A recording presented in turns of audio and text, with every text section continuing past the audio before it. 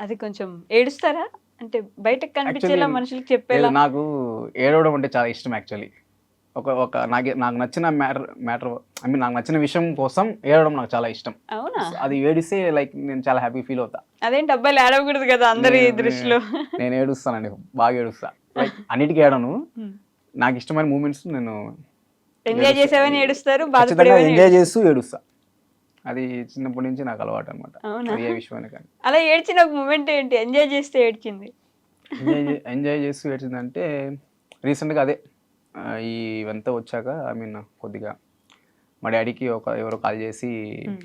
చెప్పారనమాట. లైక్ ఈ కొడుకు వీడియోస్ చూస్తున్నాడా? ఎవరైతే ఎందుకు ఊరికే వీడియోస్ చేసుకుంటూ ఉన్నాడు మీ కొడుకు, అవంతా అయ్యే పని కాదు, ఈ సినిమా ఇండస్ట్రీ అంతా జరిగే పని కాదు అన్న ఒక అట్లా చెప్పిన ఆయనే హ్మ్. ఫోన్ చేసి నన్ను మెచ్చుకోవడము, అదే హ్మ్. కంటిన్యూ చేయమని చెప్పు మంచి నేమ్ వస్తుందని చెప్పినప్పుడు మా డాడీ అది నాకు చెప్పేటప్పుడు నాకు కొద్దిగా ఎమోషనల్ అనిపించింది.